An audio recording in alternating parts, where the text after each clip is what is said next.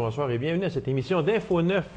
Lors de son passage à notre émission en septembre dernier, il nous avait un peu laissé sur notre appétit.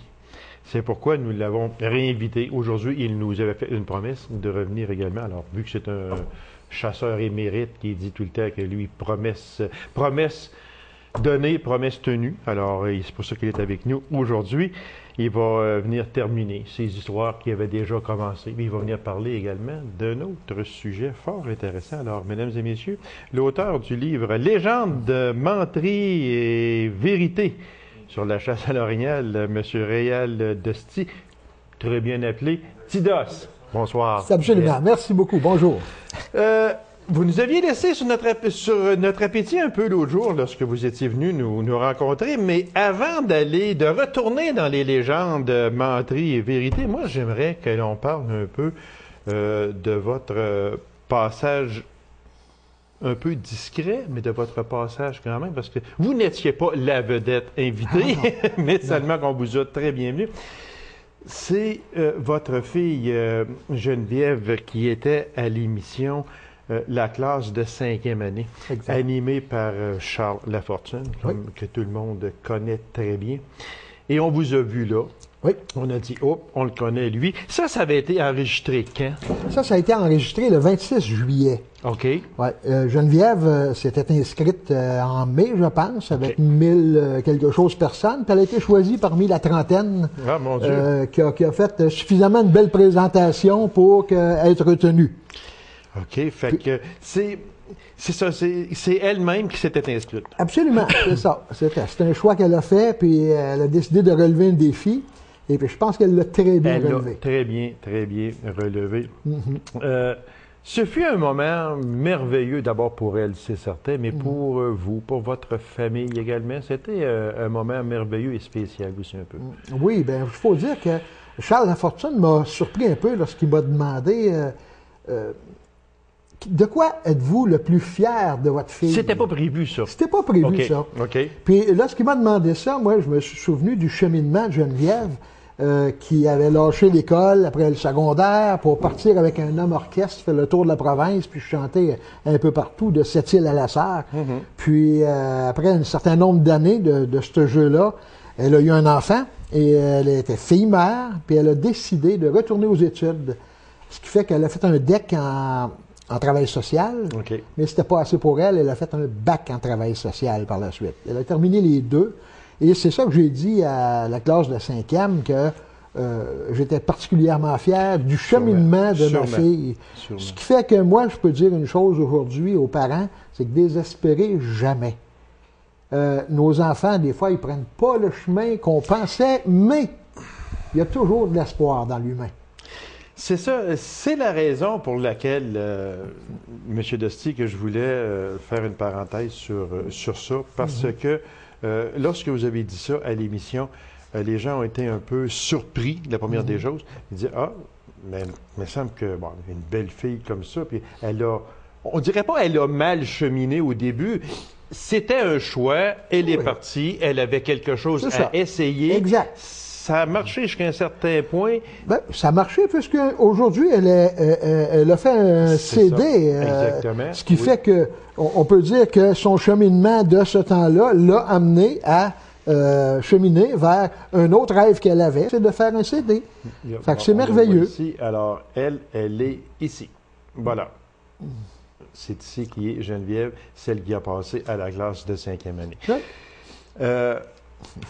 Comment se fait cette émission-là, monsieur? Mais, non, avant d'aller là, moi, je veux revenir sur une chose. Parce que c'est important. C'est excessivement important de dire que des fois, on rêve de choses pour nos enfants. On rêve toujours du meilleur.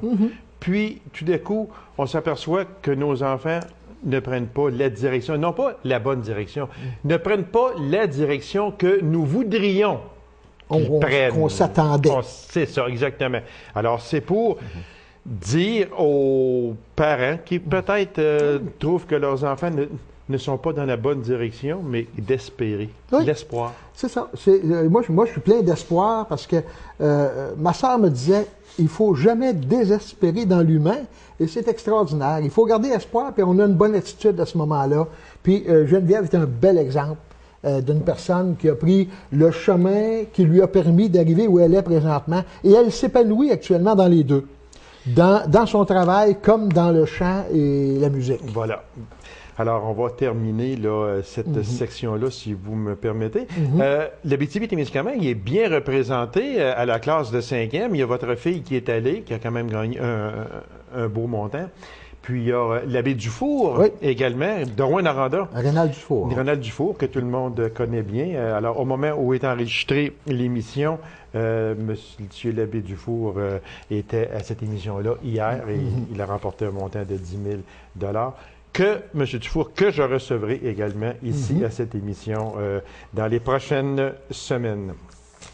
On va, alors, félicitations, Geneviève. Puis, je peux-tu vous faire une petite promesse, moi, juste en passant? On est tous les deux. On peut s'essayer, juste entre nos deux. Oh, juste entre nos deux. Ouais.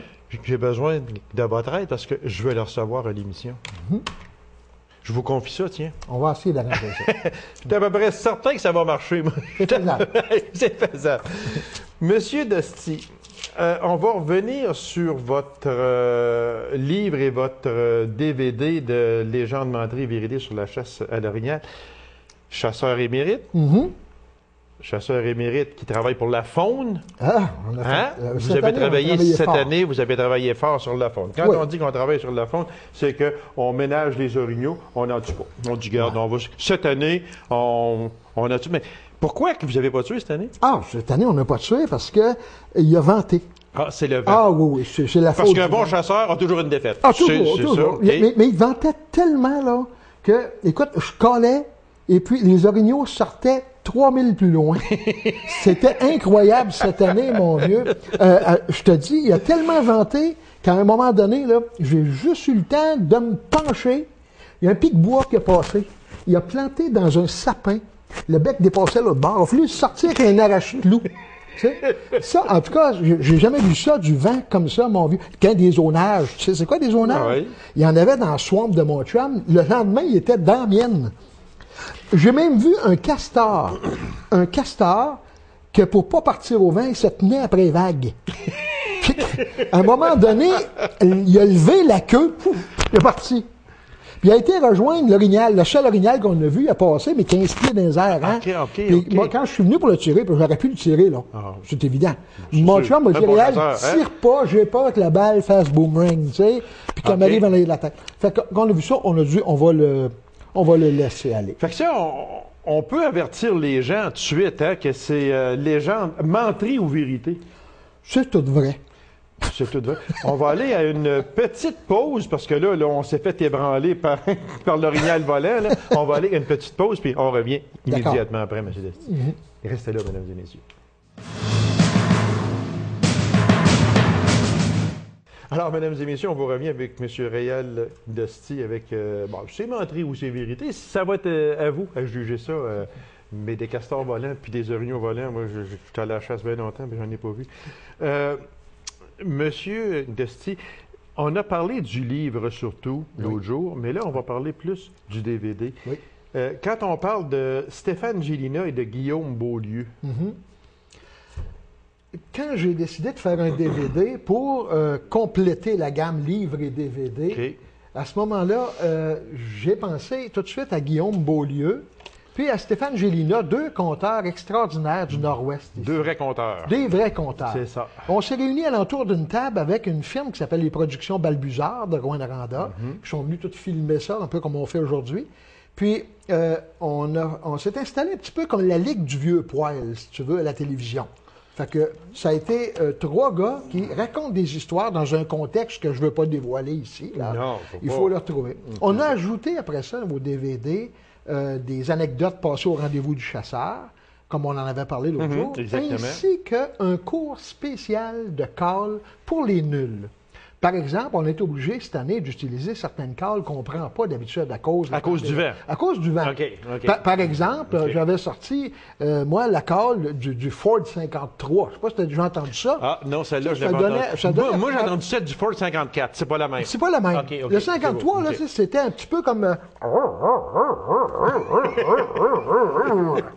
Mais mon chum OK. m'a dit, Réal, elle ne pogne pas cette année. Fait que ce que tu devrais prendre, c'est le Chrysler 67. Ah, Je ne sais pas OK. si tu te souviens, le Chrysler 67, le son, c'était... Ça partait pas, cette affaire-là. C'est ça, OK. Puis c'est un peu comme une femelle qui dit... Fait que cette année, on a sorti des cales comme ça. On OK. a une GM aussi, mais là on ne l'a pas utilisé cette année. Ah, celui-là, C'est ça. vous le gardez pour les années futures. Ben, c'est parce qu'avec les succès qu'ils ont eu en affaires, j'ai pensé qu'elle serait pas bonne. cette année. Oh boy! Pourtant, merci, j'en ai un GM.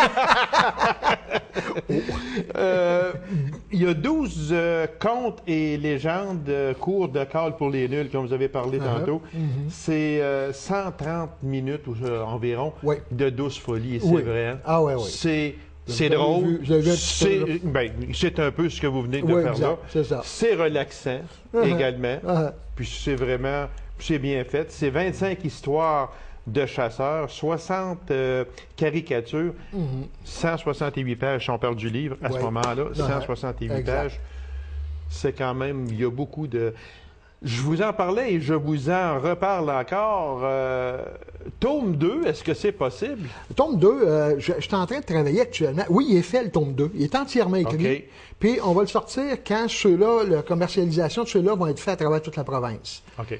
Mais par contre, j'en ai un autre qui est en marche actuellement, c'est la chasse au talon haut.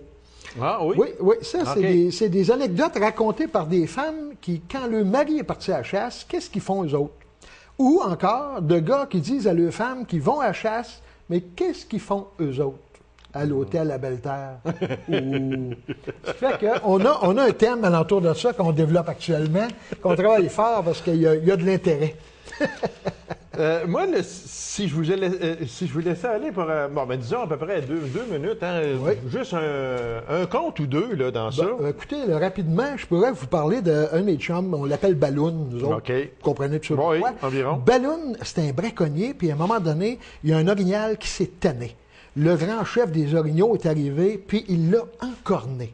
D'aplomb, là. Tu sais ce que je veux dire? Oui. Encorné, avec les deux pointes, là. Il a été y chercher les boules. Puis on a des preuves de ça, parce qu'il y a des gars qui ont vu passer l'orignal dans le fond de le swamp avec des petites boules en haut. Oh. Puis en plus, une preuve irréfutable, c'est que lui, il est dans le chorale à l'église, chez nous. Fait qu'il Puis, chantait, il a descendu de 2 marches pour aller chanter avec les femmes parce que sa voix, ça, sa voix a avait un peu changé. Oui. OK. Fait que Balloon dans le village, il fait rire de lui pas mal. Là, tu comprends? Il y a aussi le phénomène des tours, nous autres. Tu sais, dans le bois, on n'a pas de rue. Hein? Fait c'est sûr. on appelle, par exemple, nos tours, nous autres, notre tour d'observation, la petite Lily. Puis l'autre, c'est la Grande Louiselle. Mais pourquoi qu'on fait ça? C'est parce que, tu comprends, on avait bâti une tour pas bien haute sur des gros cèdres, puis elle avait des... On connaissait une fille qui était pas bien grande, mais avait des belles cuisses, tu sais, puis elle portait toujours sa jupe au roll-bonheur. OK. Ça OK, fait que, OK. quand on a regardé Le ça... malheur était pas là. OK. On a appelé ça, on l'a appelé la petite Lily, puis la Grande Louisielle, ben c'est parce qu'on l'avait fait sur des grandes épinettes, puis ma sœur, qui est mariée avec Louis, mon chum de chasse, elle a des grandes jambes. Donc pour l'agacer, on l'a appelé de même. Ça faisait des choses spéciales. Par exemple, Louis disait, bon, ben, matin, moi, je m'en vais grimper la petite Lily. C'est pas, il trichait pas sa femme, là. C'était Lily Latour. Mais pas Lily Latour des vins. C'était Lily Latour d'observation. Ah, OK. Puis moi, à ce temps-là, j'allais grimper la Grande Louisielle, mais c'était pas de l'inceste, hein, on se comprend. Ouais, C'était on se Louisielle Latour, mais pas Louisielle Latour, la sœur de Lily Latour. C'était plutôt Louisielle Latour d'observation. Fait que c'est tout ça, mesdames et messieurs, c'est tout ça. Alors, si vous voulez avoir du plaisir, il y a le DVD qui est en vente, il y a également le livre. Alors, moi, je vous conseille les deux, tout simplement. C'est comme ça, tout le long. Fait que c'est au-dessus de 120 minutes. Et le livre se lit très bien, 178 pages. Alors, c'est en vente un peu partout en Abitibi-Témiscamingue. Dans tous les dépanneurs ou épiceries de village du comté. Merci beaucoup, monsieur Dusty. Puis, C'est moi on qui va vous sûrement remercie. se revoir pour peut-être plus tard, une autre émission ou le lancement du tome 2, tiens, Absolument. à ce moment-là. Merci infiniment. Merci beaucoup. Alors, mesdames et messieurs, courte pause, on vous revient immédiatement après. On va rester ici. La campagne de financement de l'Orchestre symphonique régional d'Abitibi-Témiscamingue a rapporté vraiment un vif succès. Alors, pour nous en parler, et nous parler également de la programmation de cet orchestre, qui est de mieux placé que son directeur, M. Jacques Marchand. M. Marchand, bonsoir. Bonsoir. Merci d'avoir accepté cette invitation, M. Marchand. C'est un plaisir. On en avait parlé d'une telle campagne. On avait mis ça sur pied. On n'avait pas commencé encore. Là, la campagne a eu lieu. Et il y a eu des résultats vraiment extraordinaires. Est-ce que vous êtes d'accord avec moi, M. Marchand, pour dire que lorsque chez nous, en Abitibi-Témiscamingue, on se serre les coudes, on est capable de grandes choses? Ah, ben oui. L'orchestre symphonique en est une preuve vivante. Preuve vivante, exactement. Parce qu'à l'époque, quand j'ai parti l'orchestre, il y avait beaucoup de gens qui n'y croyaient pas, mais les gens... ceux qui ont cru, ils ont cru, puis ils se sont serrés. Puis quand on croit chez nous, on croit solide. Ah oui, c'est ça. Ça, c'est la force de notre pays, de notre coin de pays. Oui, ici, exactement. Et puis quand la campagne de financement a eu lieu, en fait, c'est qu'on a été accepté à un programme du Conseil des arts et des lettres qui s'appelle Placement Culture. Oui, exactement. Et bon, il y avait différentes conditions à remplir pour avoir accès à être accepté à ce programme. Mais le programme consiste à chaque dollar qu'on allait chercher dans le public, le Conseil des arts et des lettres mettait 3 dollars. Ça facilite beaucoup une campagne de financement. Ça va bien. Oui, ça va ça bien. va bien, oui. Alors, j'ai bâti un comité de financement avec 3 personnes. Et on a structuré un peu le moyen. Et avec eux autres, on est allé chercher. Puis on avait le droit jusqu'à 30 000 OK. 30 000 à aller chercher. Et on a atteint l'objectif. Fait que si on compte vite... On avait un an pour faire. C'est ça. Fait que si on compte vite, il a 30 000 puis l'autre, il mettait 3 à ce moment-là. On a 120 000. Exactement. Oui. Mais ça, c'est pas 120 000 qu'on a dans nos poches. Ah non. Ça, là, il faut l'expliquer. C'est placé dans... Oui, là, je ne pourrais pas rentrer dans les détails. Non, mais je veux dire, c'est pas là... On a l'argent là, puis... C'est placé dans une fondation. Exactement. Et puis, on peut y avoir accès dans 2 ans à une certaine partie du montant et dans l'autre partie dans 10 ans. L'idée, c'est pour assurer la pérennité des organismes. Oui, c'est ça, moi, que je voulais en venir. À ce moment-là, l'Orchestre symphonique régional est assuré d'une survie quand même passablement longue avec ça. Oui, parce que l'idée avec un programme comme ça, le Conseil des arts et des lettres, veut s'assurer que, parce qu'ils mettent tout de même d'argent dans des organismes, oui, c'est sûr. Et ils veulent s'assurer que ces organismes-là vont avoir une longueur de vie indépendamment de ce qui peut arriver. On a vu des problèmes économiques qu'on vit tout le monde avec la récession. Oui. Et avec ça nous garantit un avenir. On a des projets, on a des rêves, on a des structurations, je ne sais pas si le mot existe, c'est bien. Oui. à réaliser. Et pour les réaliser, ça demande toujours une stabilité financière. Alors, ça nous permet d'avoir cette opportunité-là. Pour Jacques Marchand, c'est important, ça? Ah ben oui, c'est important. Est-ce qu'on peut dire même essentiel? Ben, je crois que oui. Oui, hein? Parce que, regarde, ça fait tout de même, c'est la 22e année que l'orchestre est en fonction. Bon, c'est sûr que le travail que j'y fais compte pas beaucoup, mais je sais pas, moi, dans 20 ans, je serai peut-être plus là. En tout cas, si je suis là, je vais être un peu plus là. Vous allez avoir les cheveux un petit peu plus blancs. Un peu plus blanc. Alors, il faut penser à l'avenir. Assurer aussi une relève à l'orchestre, pas juste au niveau artistique, mais au niveau administration. Oui, aussi. Il faut assurer, on s'en va où, on a besoin de solidifier, de bâtir un peu plus. Là. Vous avez assuré des bras arrière avec ça, là, autrement dit. Oui. Jusqu'à un certain point. Jusqu'à un certain point, on assure une partie derrière, oui. Parce qu'on dit que grâce à l'engagement des entreprises régionales qui ont joué un grand rôle aussi dans ça, des clubs sociaux également, Oui. qui ont joué un grand rôle, des mécènes de la région et au programme Placement Culture du Conseil des arts et des lettres du Québec, l'OSR est plus riche de 120 000 Dis-moi, j'aime pas dire plus riche de 120 000. Elle a assuré sa continuité. Est-ce qu'on peut Oui, dire ça c'est de plus, même? faut le C'est voir plus plus dans ça. le sens Oui. assurer la continuité, parce que, comme je disais tantôt, c'est pas 120 000 qu'on a dans nos Non, poches, non, non. qu'on peut Non, dire, OK, là, on va augmenter nos salaires, on va faire... Non, non. On assure le long terme, puis on parle de long terme, 10 ans, 15 ans. Exactement. Parce qu'on parle de somme totale dons et commandites en Abitibi-Témiscamingue qui se chiffre à 47 286 soit commandite entreprise 30 500, c'est vraiment très bien. Ouais. Et puis dons individuels, clubs sociaux pour 16 786, donc 47 286. C'est une grosse campagne que vous avez menée, Ah oui, n'est-ce pas? c'est une très grosse campagne. Tu sais, on est un organisme à but non lucratif. On est un organisme. C'est pas une campagne de financement comme un organisme qui touche à des soins de santé ou qui touche à des besoins sociaux, soit de pauvreté ou peu importe dans les domaines.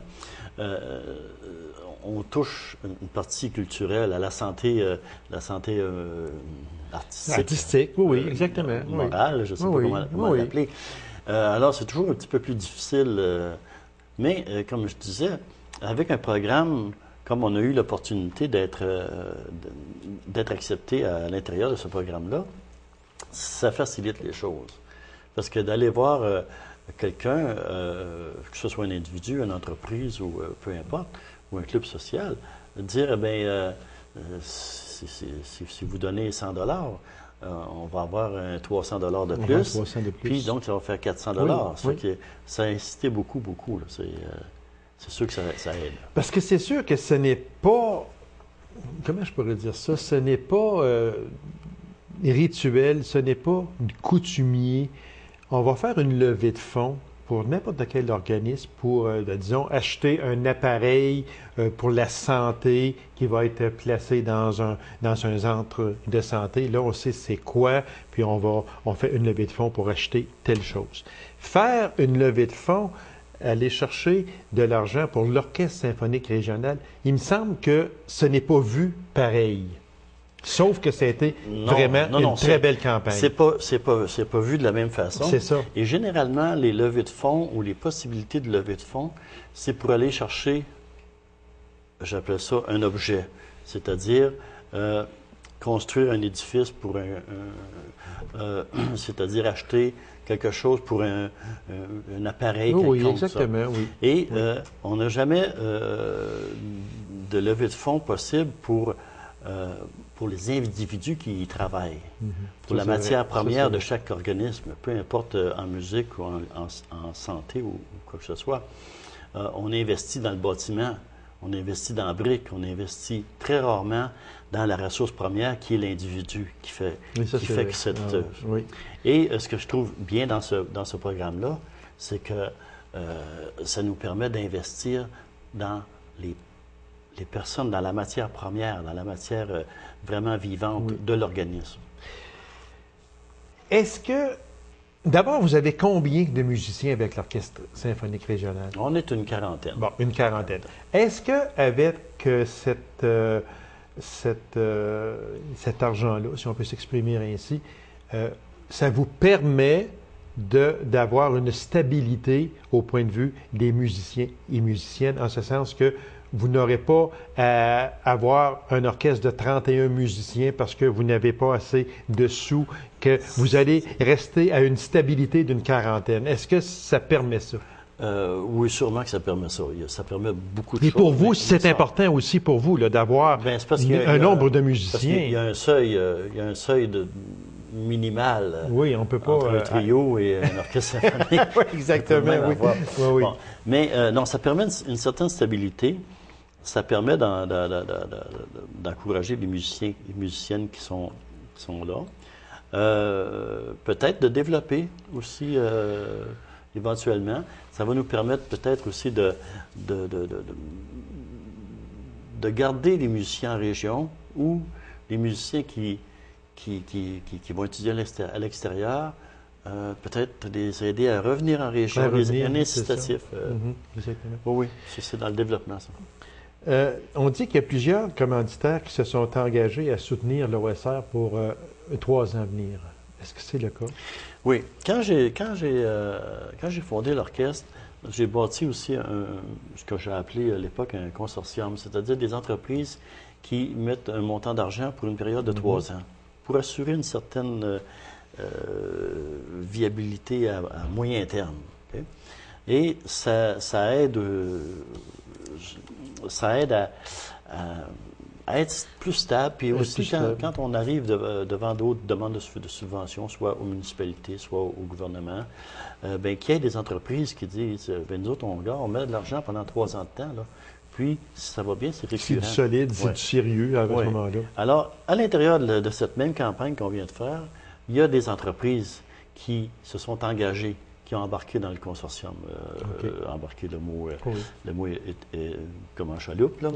Mais oui, ça fait que déjà ça, on a grossi notre consortium en plus. Ça fait qu'on a une certaine avenir à moyen terme, 3 ans, qui est encore plus performant. Puis ça peut aussi également inciter d'autres entreprises à joindre. Oui, parce que c'est comme n'importe quoi.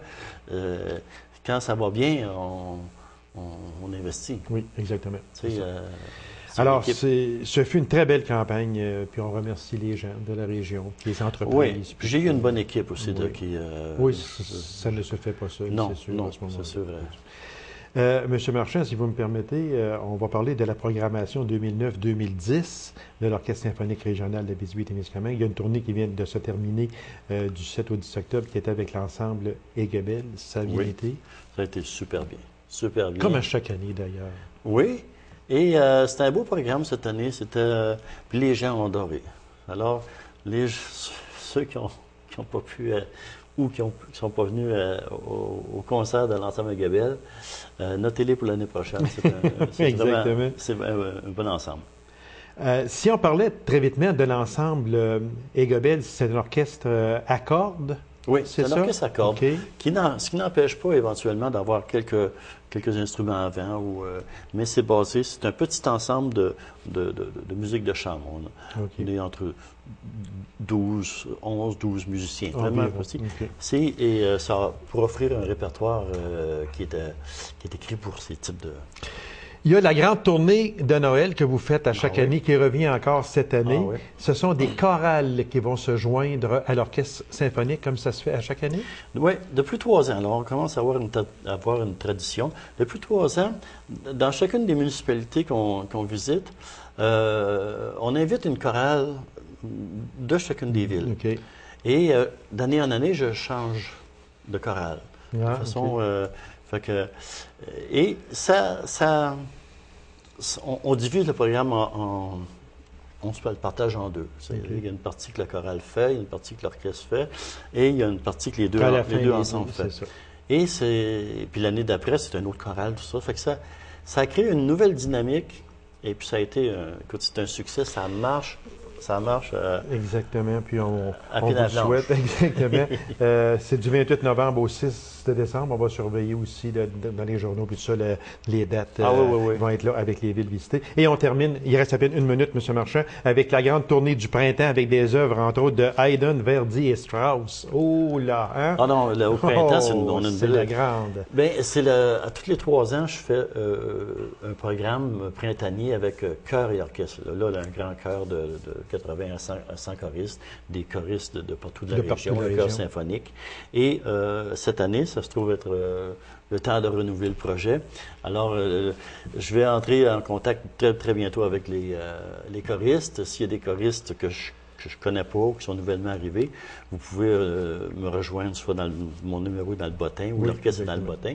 Ça va être au printemps. Alors, on va y jouer du Haydn, du Verdi puis du Strauss. Merci beaucoup, M. Marchand. Bonne tournée. Puis félicitations aussi pour votre campagne. C'est sûr que c'est une équipe, mais quand même, c'était essentiel. Merci aux gens qui ont donné également.